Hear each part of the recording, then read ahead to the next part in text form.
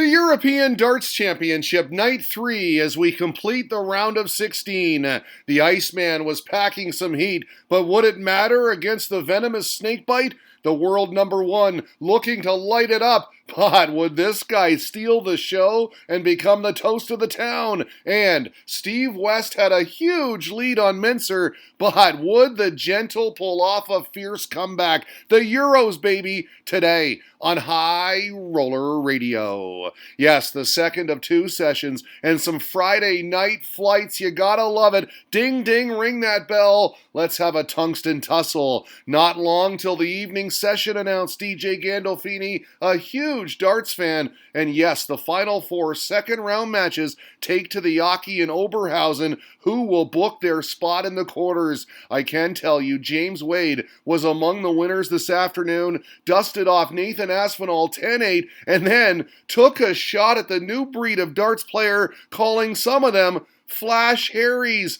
What's that, I asked? Never heard of it before. M. Austin with the answer. A cocky man, a show-off, someone who is flashy and arrogant. And by the way, he said, I'm no Flash Harry. Now, it would be a great darts nickname, wouldn't it? Flash Harry? We called it first. All right, who will play superhero tonight? You know Diamond Darts was ready for the action. Tonight will be top quality tungsten, he said, promoting the walk-ons of both Dirk van Dijvenbode and Michael Smith, our first pairing on. Not now, Cat. I'm watching the darts. I love that from Dave O'Toole. A meow meow. Tough spot, my friend. Pets come first, and I don't think your cat loves the darts. We got the feline scowl. The Dutchman came out firing on all cylinders, wasn't missing early on, averaging 111 en route to 3-0. A nice 174 setup shot here, and look, he was screaming at it.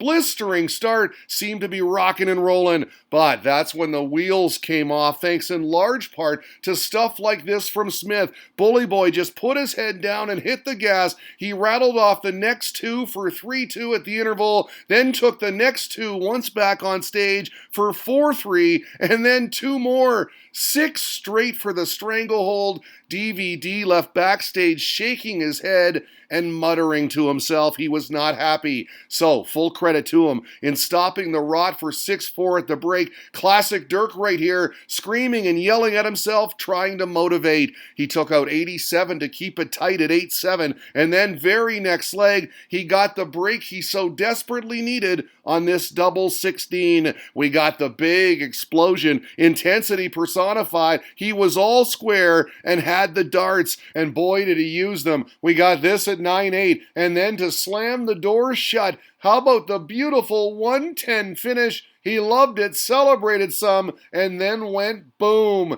10-8 your final. Dirk wins it. I was going at his rhythm. My confidence was gone, he admitted. I'm over the moon. Simply sublime from the big man, said Barry Gribben. Gotta get me some aubergines for darts power. And yes, my friend, darts is in the genes. The aubergines. Who's your money on here? Snakebite or the Iceman? Peter Wright and Gerwin Price touching gloves before a big-time duke out. You know who these fans were cheering for? All Gezzy. He did drop the first two, but did well to bring it back quickly. The maximum first, then the 102 checkout, and the fist pump followed 2-2. Sky high average through 4 legs as well, way up there at 107. But Wright's no slouch. He stole leg 5, an immediate break back, and led 3-2 at the interval. He pushed that lead to 4-2. Price kept coming though, kept celebrating, but Wright wasn't giving an inch. Came down in 3 consecutive 2-treble visits in the 8th leg, and then went bang bang on the 87 and 11 darter.